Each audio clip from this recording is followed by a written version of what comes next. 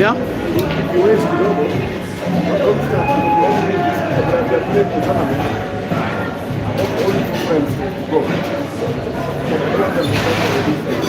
It's okay. I'm just starting the stream. Someone can be filling the thing, but then we can play our game.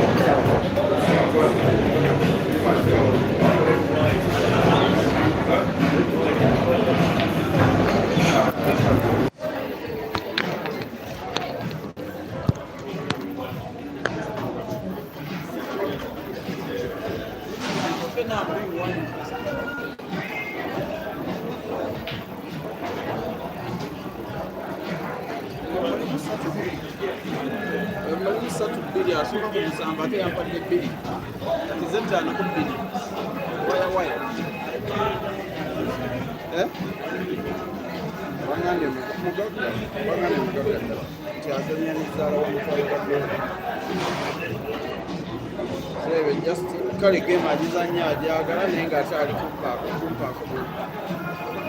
nenge mfira kuba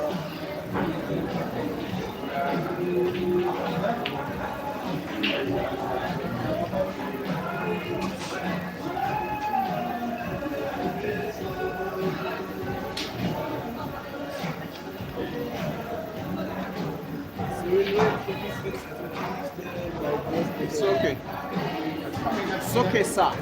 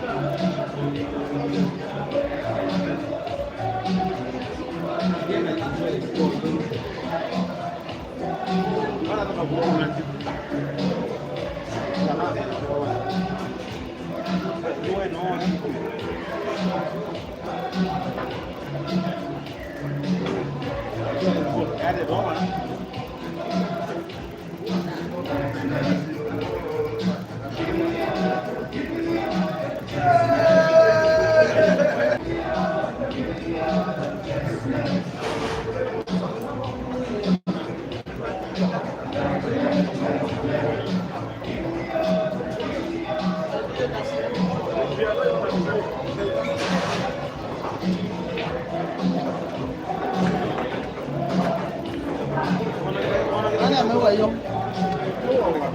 Hapo hili sasa.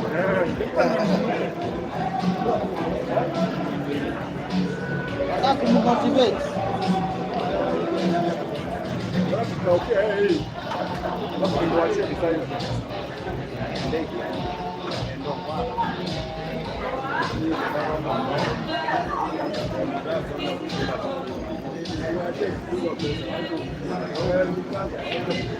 Good evening, ladies and gentlemen.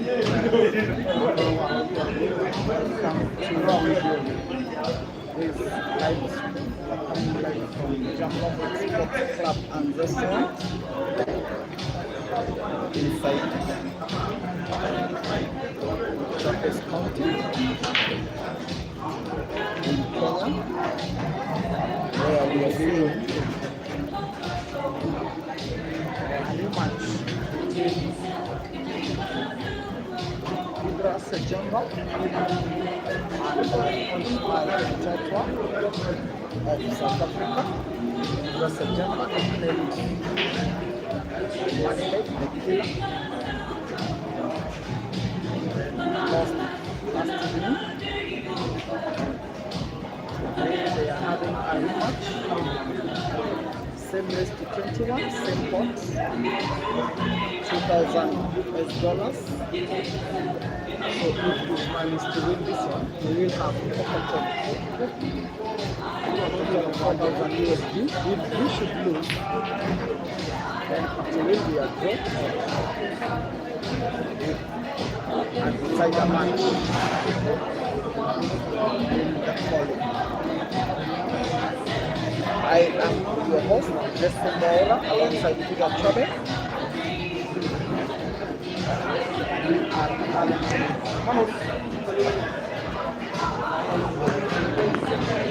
We are coming live from Jamlock. This is a rematch after Ibra lost last evening. He called for a rematch almost immediately, but we waited for the opponent to take a rest after having played 2 races to 21 last evening. He couldn't have played it yesterday night, so that's why we are having the rematch today. We are only 30 minutes into the race, into the live stream, but we have only seen 3 frames go down. That's a terrible miss from ISHMAEL and a good sign for Ibra, who now leads by 2 frames to 1, courtesy of that miss from ISHMAEL.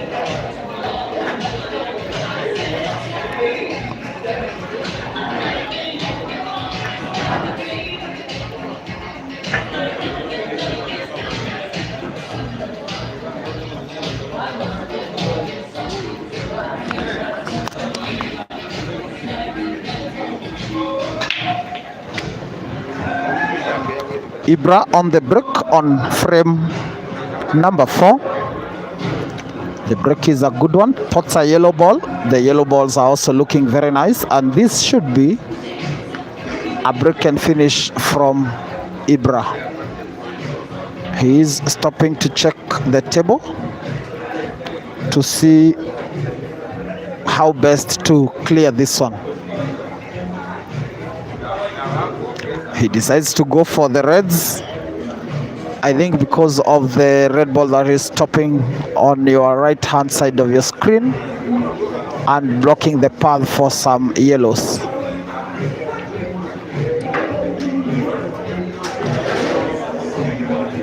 This is Ibra SEJJEMBA. He is looking to give us a revenge of the loss he had last evening.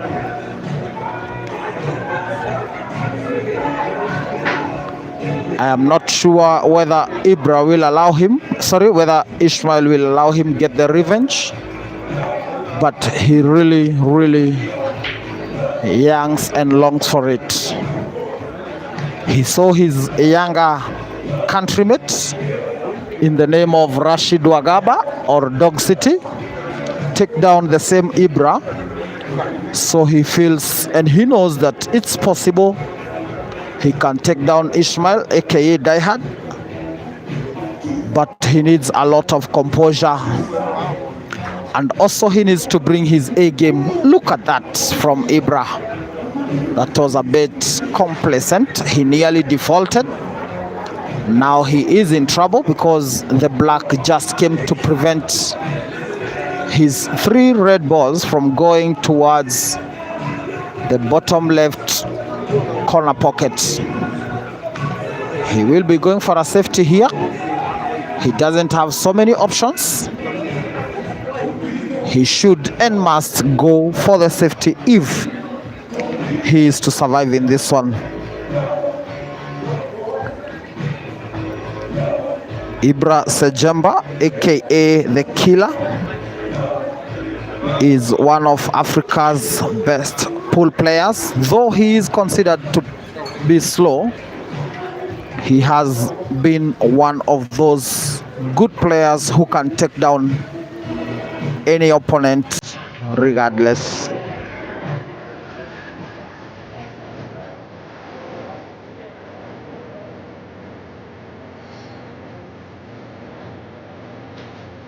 Ladies and gentlemen, if you're just joining us, we are coming live from Jamlock Sports Club and Restaurant inside Machakos County in the Republic of Kenya. This is the third day of action, pitting the Ugandans against one diehard, one lonely soldier from South Africa called ISHMAEL MTHETHWA, aka diehard. 3 races have so far been played, with one that went down on Thursday evening, in which Dog City emerged winner against ISHMAEL. Yesterday we saw 2 races going down. Dog City beat ISHMAEL again, and ISHMAEL beat Ibra SEJJEMBA. So this is a rematch between the 2 players, and it is promising to be a close one to call. We have seen ISHMAEL do one very costly mistake, because he should be the one now on the lead, but he ended up missing an easy black and gifting Ibra the win. Now Ibra will be back to the table after that chance by ISHMAEL after playing that safety.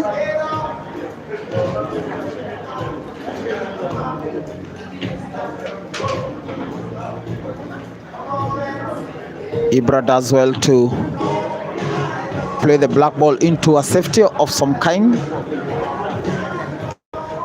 Now ISHMAEL should respond, but he has limited ways of responding, especially because the black seems to have been secured by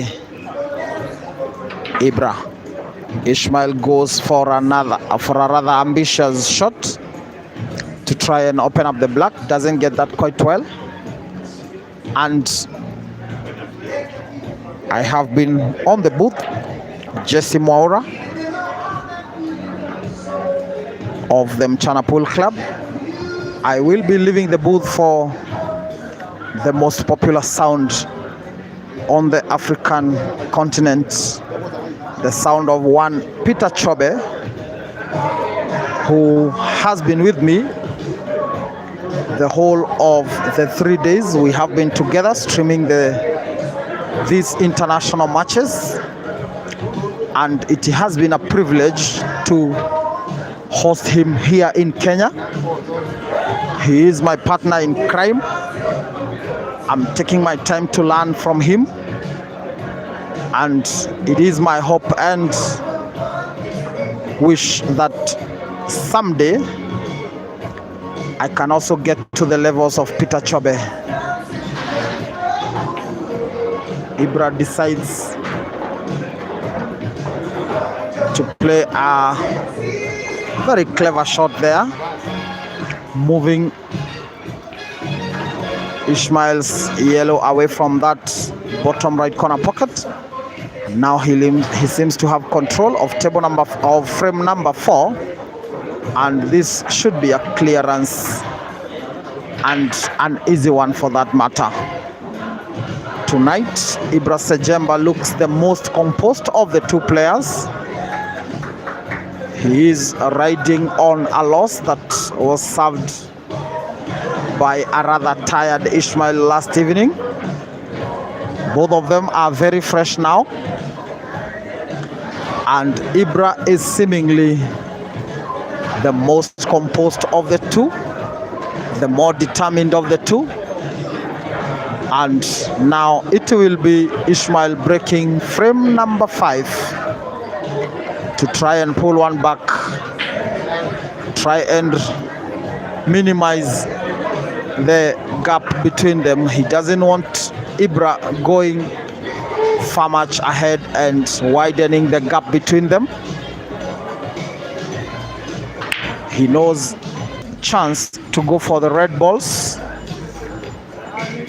win frame number 5 by a reverse dish, and extend his lead by 3 frames. Currently there is a 2-frame difference. That is not the best shot that he would have wished to have, because now cue ball renders him shotless on the reds. He might have to be a bit creative here. He is going for the reds. Just like that, you see again the cue ball has been overrun.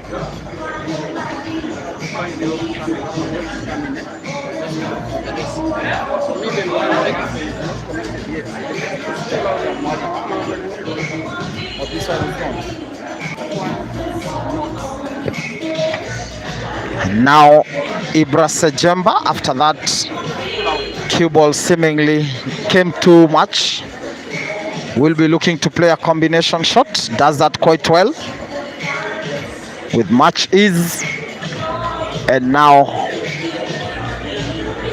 he should be able to give us a clearance after that recovery shot.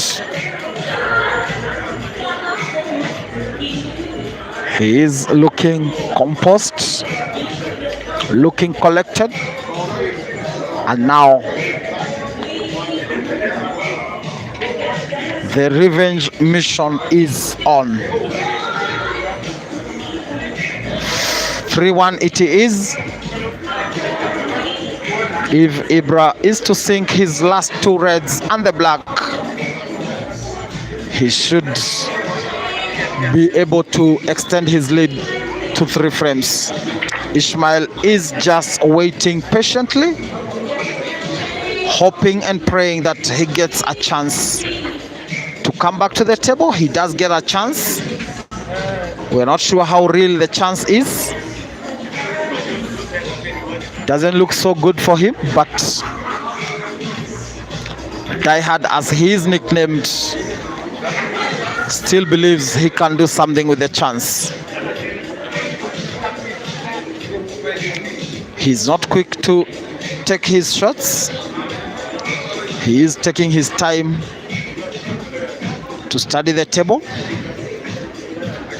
taking his time to decide how best to approach this rather complicated looking frame.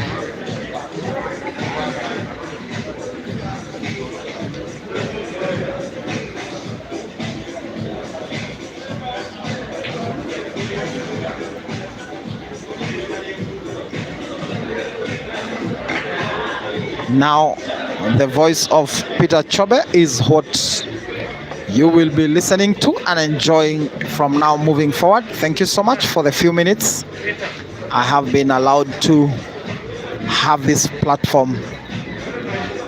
Now Peter Chobe will be taking over and guiding us through the remaining part of the match.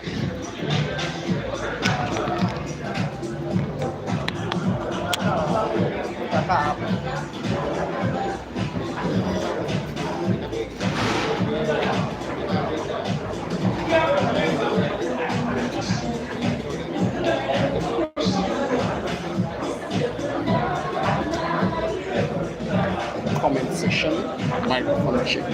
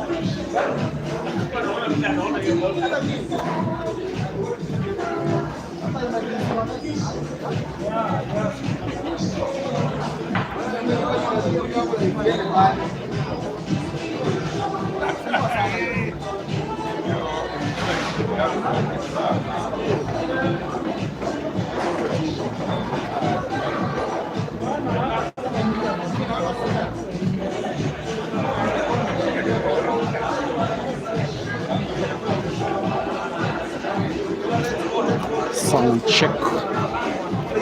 Ish check. Ibra check.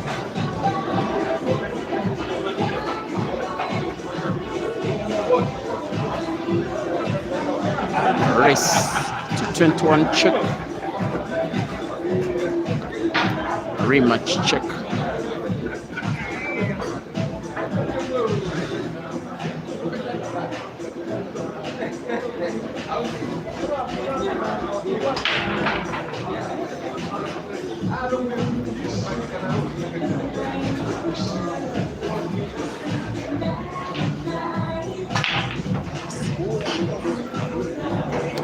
Mchana Pool Club check.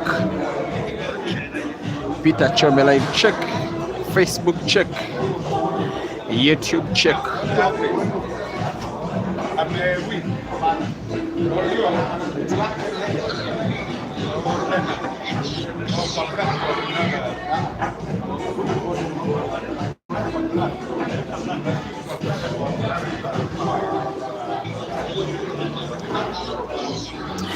A big thank you to my partner and in crime, SEJJEMBA, a pool player and a media man. I don't know what he does better because he does everything so well.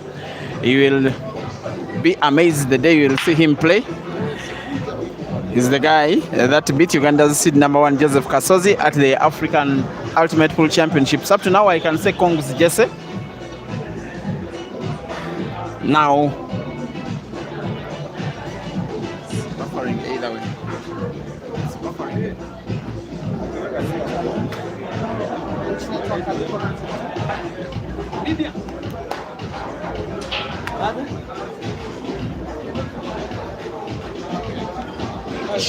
Fine, sir.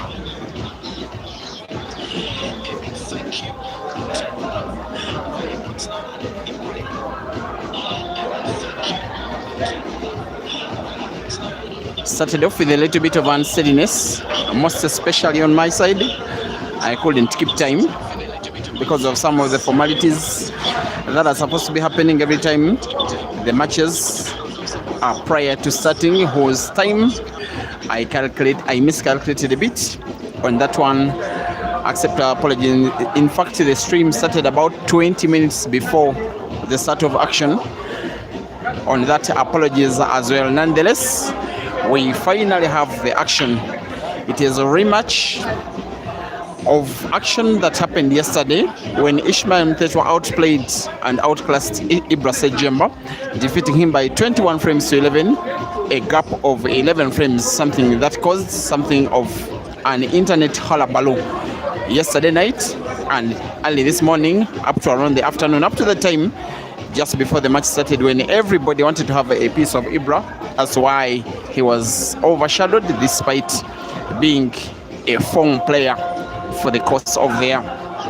The two have once again submitted a total of $2,000 to myself and have given me permission to hand it to whoever will be the first player to 21 frames. I'm expecting this action to go on at least up to 10 p.m. East African time tonight, a minimum of 3 hours, if not 3.5, maybe 4, for us to determine a winner.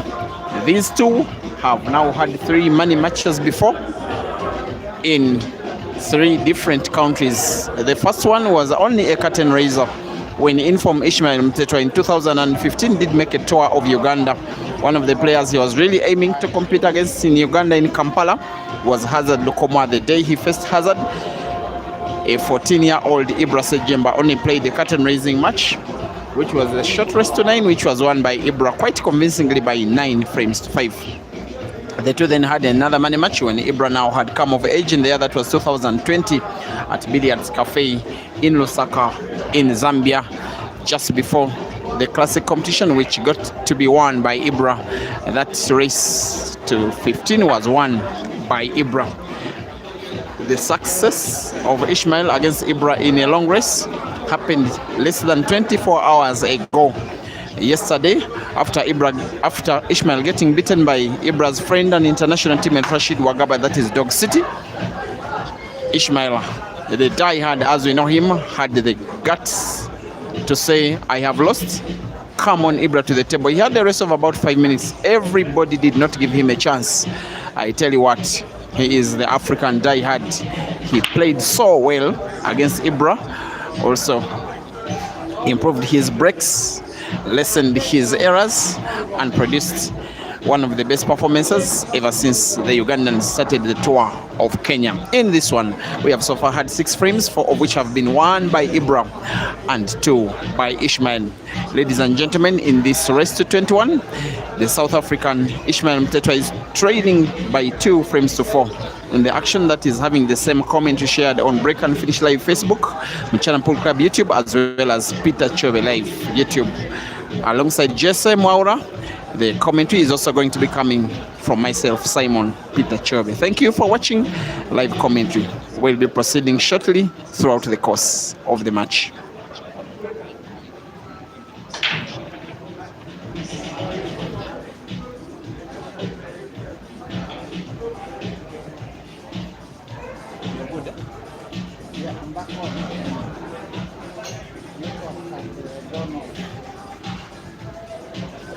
Just in case you get an issue with the streaming, please keep us informed in the comment section. Sometimes the network can get a little bit tricky. It could get trickier as the night grows older because it's a weekend. On a Saturday evening, everybody gets online. The internet traffic becomes too much. Sometimes it lowers the internet speed. We shall be trying our maximum best to ensure that you get the pictures and enjoy the action until you witness a winner. Will it be Ibra? Will it be Ishmael? Your guess is as good as mine. It does have the scores for Ish in red on left, the scores for Ibra on the right in green. Please keep me company. This one is going to be long. It is going to be tough. It's going to be emotional for the players because it does mean for Ishmael the chance to redeem himself, most especially after losing to Rashid Wagaba twice, redeeming himself at least for once defeating Ibra. He will be back with the entirety of his money, maybe with a little bit of profit if he wins this match. But also the news that is being confirmed that the Ugandans are calling for backup. Ibra's club teammate Ian Kazebe of Team Roxbury, but being managed by Big Kells all the way from Oka in Nigeria, has boarded the bus that is setting off now from Kampala. He's expected to be in Nairobi tomorrow afternoon, and who knows, matches against Ishmael are in order for the same race and same stake and same venue. That is Ian to join Ibra and Dog City. As well, tomorrow there is expected to be action involving the Kenyans against the Ugandans. As today we are also having a 32-man competition that is happening as well at the venue. There is expectation of participation of one of the Ugandans alongside the other Kenyans that are coming from the center of Nairobi. This Ugandan today is clearly more composed. He's way more organized in body and mind, and he will definitely be giving Ishmael a much bloodier nose than the ease Ishmael got yesterday. In fact, today Ibra was at the venue 3 hours before the start of play. He had about 45 minutes to fill the table. Ishmael, who came just about 30 minutes before the start of play, with Ibra just there waiting for him. In fact, Ibra may have taken yesterday's defeat a little too personal. He even wanted to play with Ishmael right after the game yesterday, but it was too late. The two were advised to have this rematch today, and yes, the sport is a gift that keeps on giving. Here we have it with 7 frames played. IBRAHIM SEJJEMBA leads by 5 frames to 2.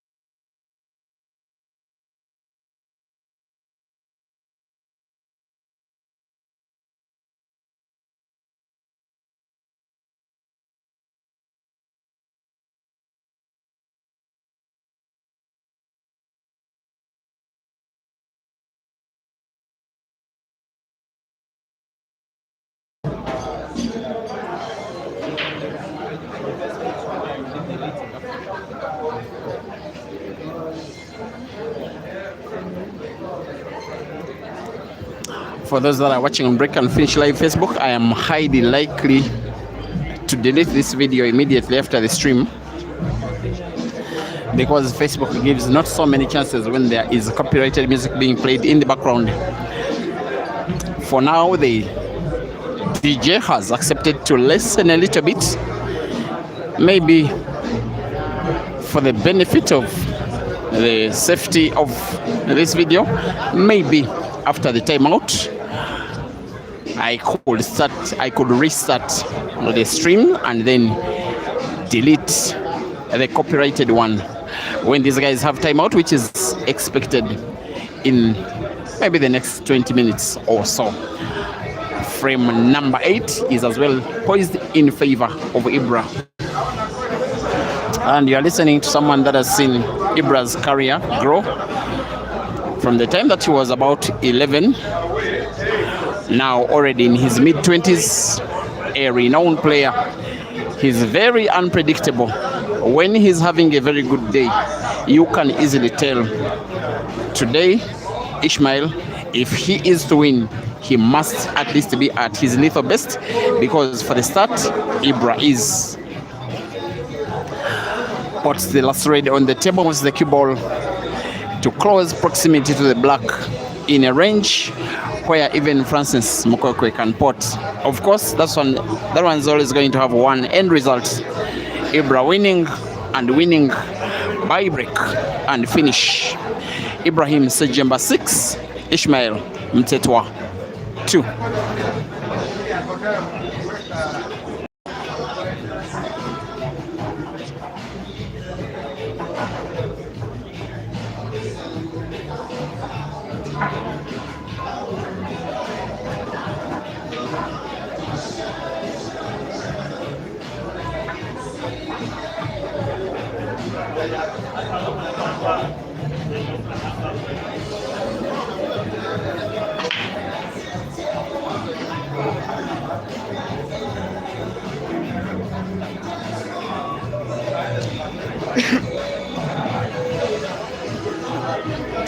Amaslenga, you say ISHMAEL doesn't know customer care. You seem to be supporting Ish on the Facebook stream. Thank you for watching. Afla Sims, you say die hard, you mean that die hard is die hard? Yes, I can't even be surprised whatsoever. Should ISHMAEL lose this match, should he will want Ibra right away with immediate effect. That is who he is, and he may even want to double the stake. That is who ISHMAEL is. Big Bantwana supporting Ish on the Facebook stream. Progress Mondungwe, you say this small Ibra is very big. Yes, for the start of the match he's big, but of course ISHMAEL is equally big.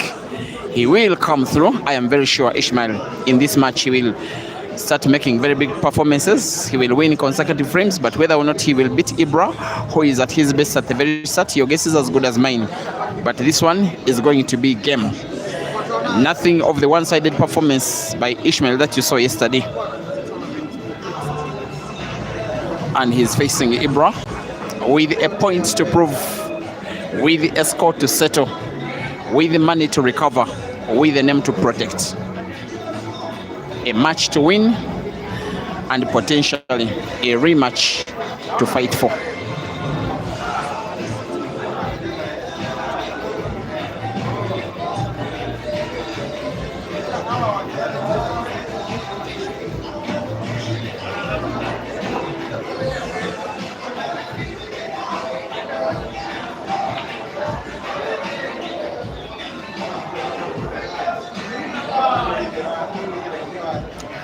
So the other news on the good side is that just after having lunch today, the director of this venue is called Simba. He's also ISHMAEL's boss. He's a big boy in terms of the pocket. He decided to call me to tell me that, Peter, you said that you can beat Francis Mkwekwe. I'm head starting you with +2 in a race to 5. As I speak, he's right at the corner of his venue. He's mourning the loss of $200 simply for wanting to take me on, and I am sure he will never do it again. Sorry, Simba or Dede, never dare again.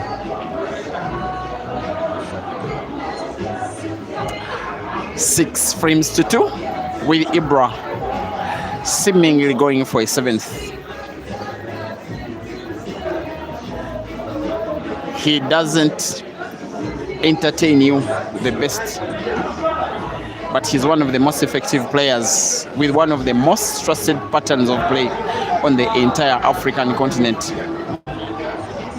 Simply putting the easiest ball available, moving the cue ball as close as possible to another, and when he needs to play a big shot, boy oh boy, he does have the skill. And there are so many players who are more elaborate than him, not only in his country but also across the border of Uganda to Tanzania, here in Kenya, further Zimbabwe, a lot further in Zambia as well as South Africa. Not so many players will dare him in a long race, most especially when his game is on, because his game is going for a 7th, a little backspin. Now, that is what you would call perfect power balance. Cue ball played with the right spin off the cushion, positioning it in between 3 yellows. That is pinpoint accuracy. Putting now the last straight to the corner pocket. Cue ball bounces off the cushion. White is perfect for the black. Also to be potted to the same corner pocket where the previous was potted. It moved a little further the white, but perhaps Ibra will not care. He will just roll the cue ball. At worst, it could be played into the yellow, close to the side pocket on the left. Black is in. The frame is 1. The killer increases his lead with 9 frames played. It's Ibrahim SEJJEMBA 7 and ISHMAEL MTHETHWA 2.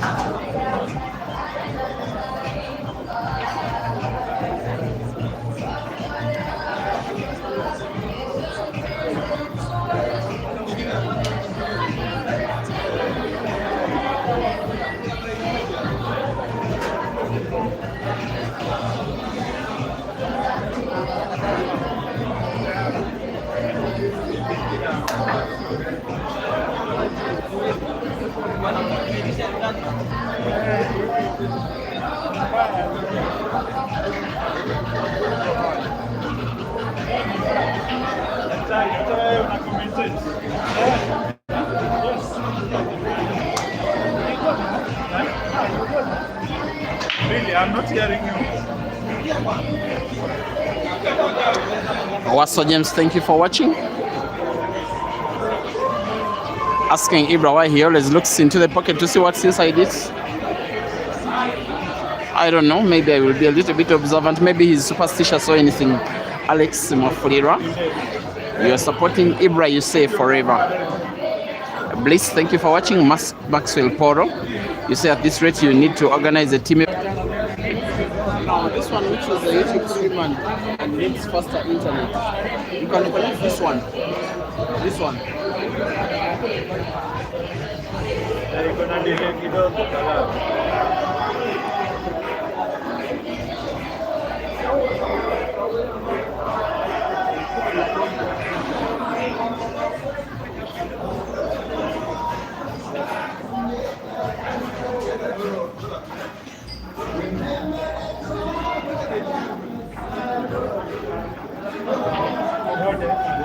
Facebook is back.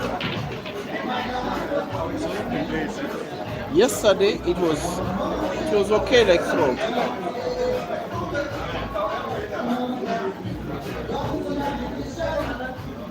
Ibra is not playing the mini tournament. Why not? You can't play this race on the mini tournament.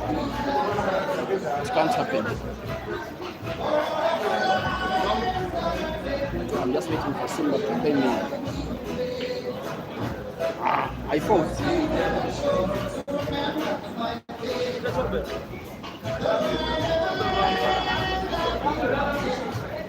Congratulations. Asante. They told you that was a good pick. It was actually 5-5 in the end. So the head start was only fair for me.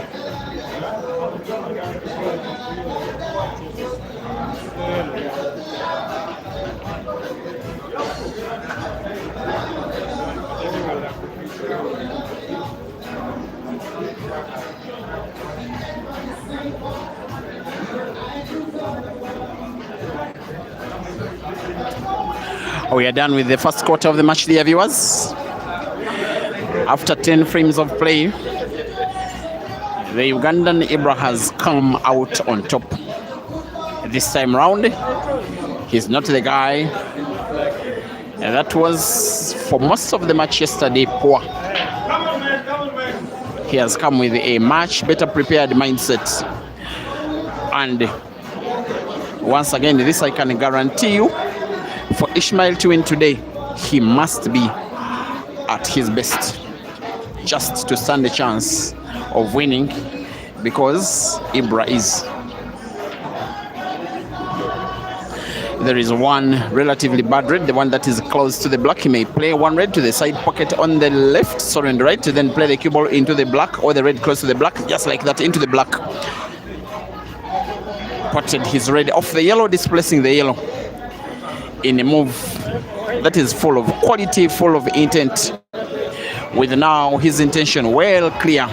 Make a clearance that should win him a 4th frame out of 11.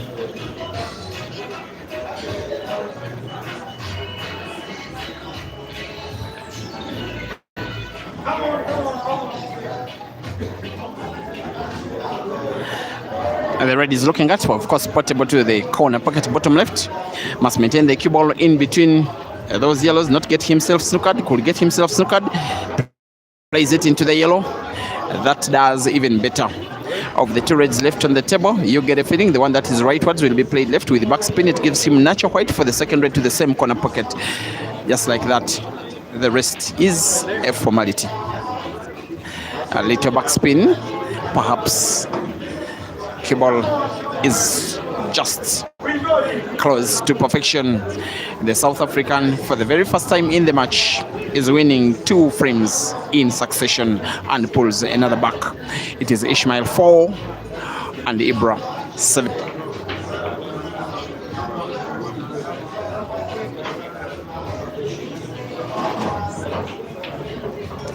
George Ndungu, you're asking if there was a match between myself and Mr. Simba. Yes, I can not get shy of telling you again.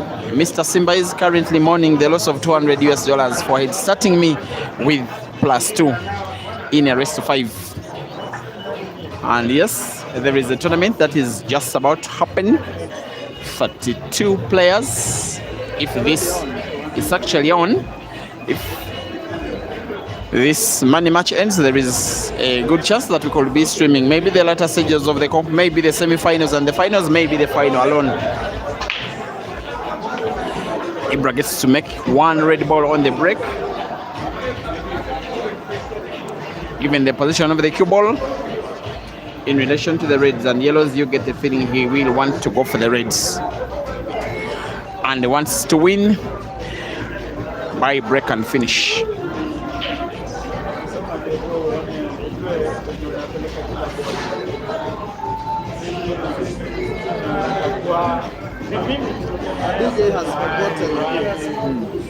If from wherever you're watching,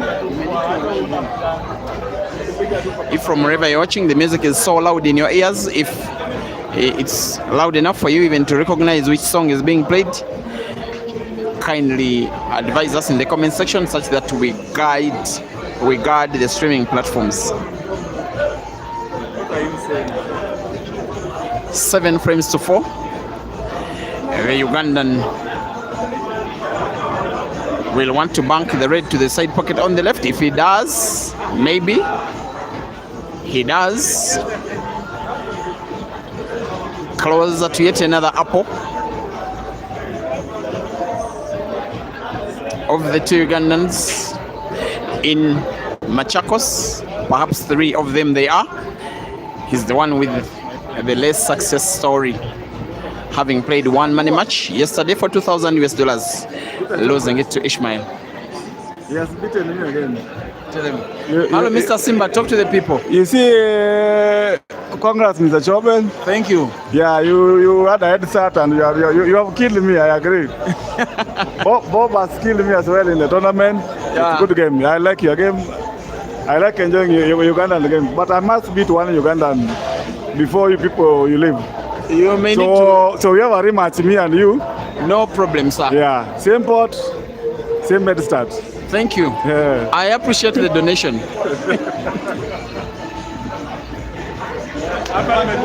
He's called Mr. Simba Odede. He's the guy that, if you remember, Ishmael, after defeating Ibra yesterday, was like Simba ni moja. Ishmael is learning the Kiswahili lingua. It means Simba is number one. They are player and manager, but pretty much friends, pretty much brothers. They have a very good bond. Now Ibra is maintaining a very good bond between himself and his playing pattern. The cue ball in this case, you get to think, has not moved enough. It should have moved a little bit more leftwards, but still can recover by simply rolling the remaining red on the table to the corner pocket top right. Cue ball will perhaps be natural for the black, portable to the corner pocket bottom left. Just like that. Representing himself for a chance of redemption. Representing Uganda, representing Roxbury, with a point to prove and the score to settle and revenge on his mind. The little magician increases his lead with 12 frames played. It is now Ibra 8 and Ishmael 4.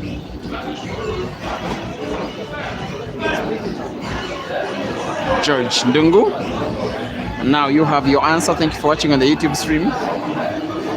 And you said that congratulations are in order for my win. If he head starts me again, I will have no problem playing again. Geoffrey Henry, you say on a serious note, Ibra is cooking for a bigger stake. Yes, Ibra is here for the money. Normally he's a guy who, if he wins, will want to take the win and then negotiate something of rematching the following day or something. But I have a feeling that Ishmael, being the diehard, will want to rematch if he loses, which is still if. I'm not saying Ishmael is losing, but should he lose and that he's diehard, he will want more action. And if he wants more action, he will want the pot to be bigger. And I don't think Ibra will be saying no.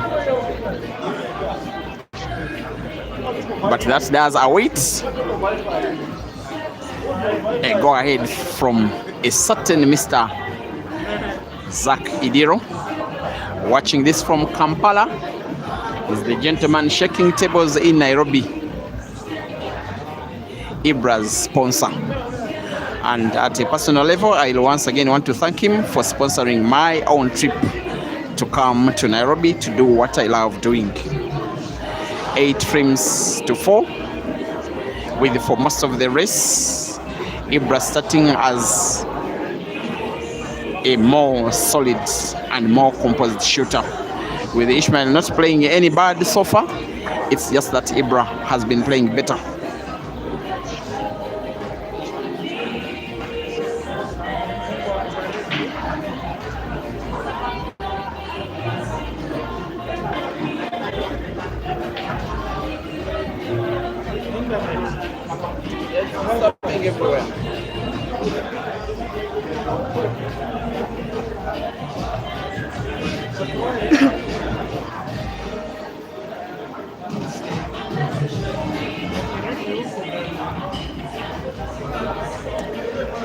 Pro team, thank you for watching on Channel Pool Club YouTube channel. Council David, thank you for watching as well. Beryl Moige, watching on channel. I want to guess who Beryl is supporting here, and I want to think hard and think much. I think Beryl will be neutral, but is supporting Ibra. Yes, Beryl is supporting Ibra. About that one, I am perfectly sure, because of reasons known to herself. 8 frames to 4. Keith, you want to come to Entebbe? I'm not home. Thank you for watching. Terence Tebaho, you think I hustled Simba? On a serious note, he would probably beat me a little easily without a head start. I needed that to start with some confidence that I am leading, so that I could play better and take his money home. Ibra has This a red ball to try and put to the corner pockets bottom left where there is the yellow. I realize there is sufficient space between the yellow and the jaw of that corner pocket for Ibra to pass the red.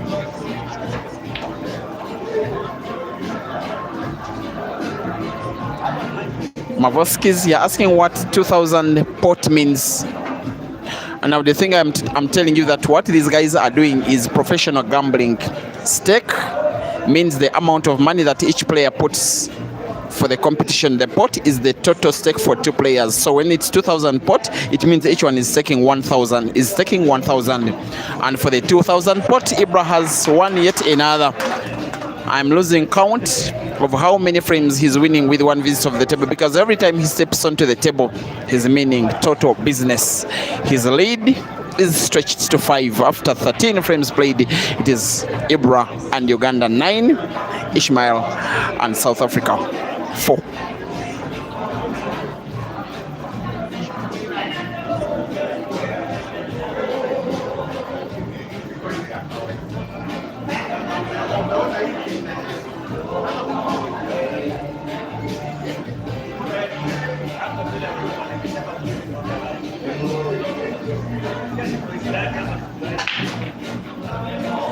He gets to break yet again. He gets to make a ball yet again. A red-headed pot on the break. An open table it is. A cue ball for him, unfortunately frozen against the cushion. But should he make a ball? Should he pot a ball? A red, I guess it will be.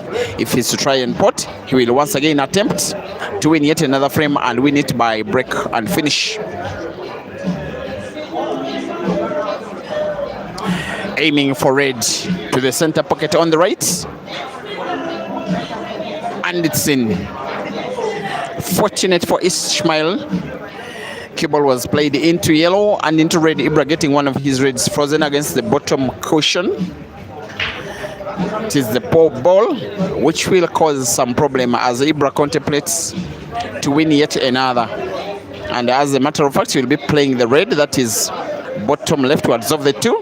Cue ball will be natural for the red, that is frozen right against the cushion. And you'll want to pot it with rail drive, cut it right along the cushion into the corner pocket, bottom right. The cue ball bounces off the bottom cushion and then moves the whole distance upwards where the other three reds for Ibra are. ISHMAEL stands up waiting for a chance and gets the chance to play. As Ibra misses. Perhaps Ish did see this coming. He really wanted to play, not to pot, but maybe occupy the corner pocket where there is the black. Perhaps he wanted to pot indeed. With the cue ball moved closer to yet another yellow, which he will be potting to the corner pocket top right. The natural movement of the cue ball may have it bounce off the top cushion, maybe off two cushions, then move it leftwards. He's perhaps drawing it towards the left cushion. We'll be potting the yellow to the side pocket on the right, move the cue ball towards the bottom end, just like that, into the red. His intention was to pot the red as well. He will be a beneficiary of a well-taken shot in which now he displaces Ibra's red. And while he plays the bank shot, while he gets it in, he can as well take the frame. That at one point seemed so close to being taken away by his opponent in Ibra.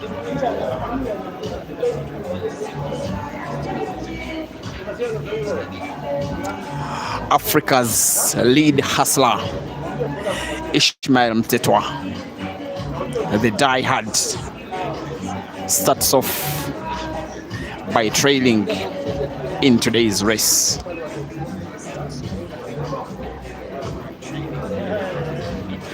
Now this is huge. He missed it to try and pot with a very thin white yellow to the corner pocket. It was always going to be very difficult. He will perhaps be a little guilty for taking a big risk of a ball that was always going to be very difficult to pot, which had no defensive connotation to it, and yet he always knew that cue ball was bouncing off the cushion into red, in which case potting the cue ball was always a possibility. in this kind of not so good game reading, ISHMAEL will be guilty. For the use of the free shot, Ibra will be a beneficiary. Later steps that he's getting closer to the double figures in terms of scores.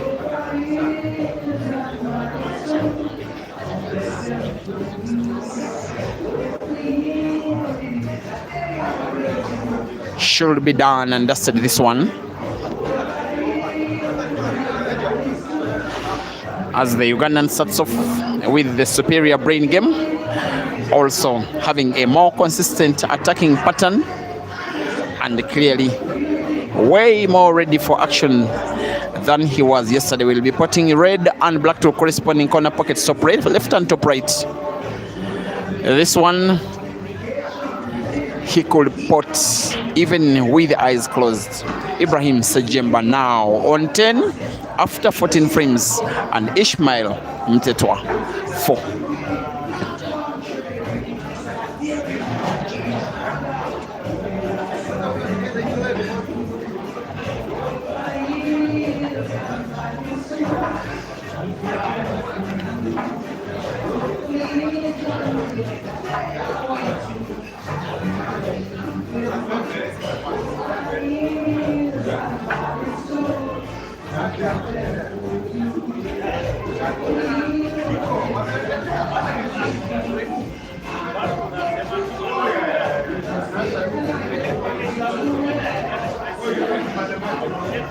And now, Wanjala, you say you understand why Ibra lost, that he wanted a rematch to make ISHMAEL play a third match. I will not agree with you.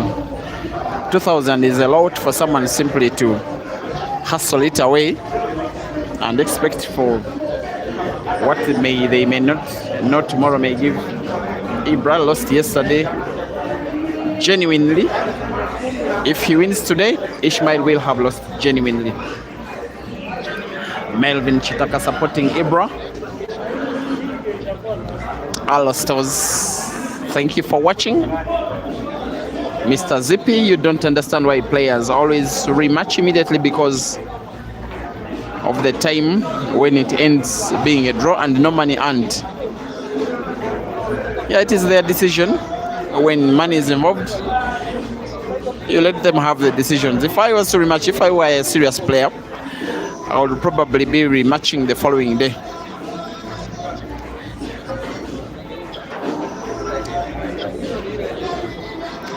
Another chance for another frame to be won by the same player.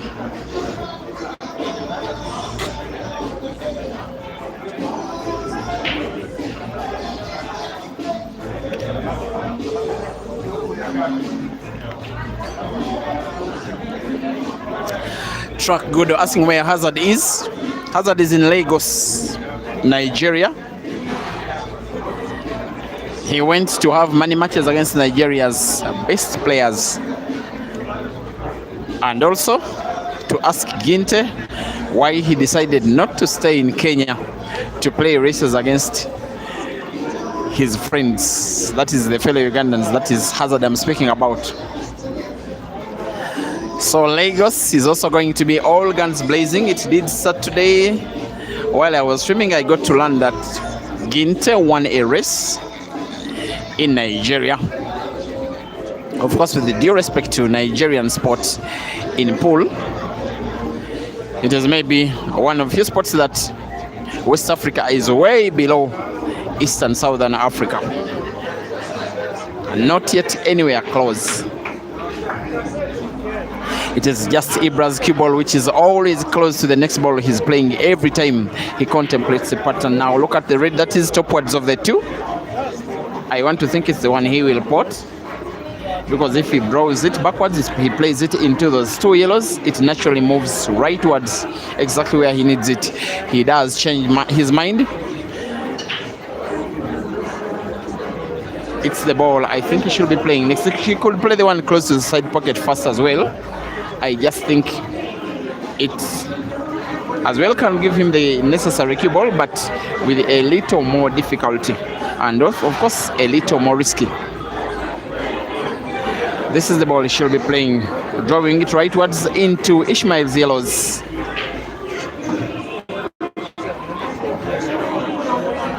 That was close, but it will be okay. 15 frames played for today. Clearly, Ibra is starting off the better player, and by far he's established a 7-frame lead. It is Ibra 11 and ISHMAEL 4. Timeout, ISHMAEL.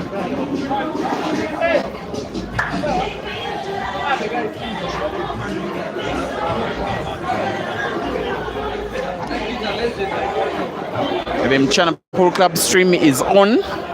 The break and finish live stroke Peter Chebe live stream is going to be restarted simply to ensure safety of the video amidst background copyrighted music.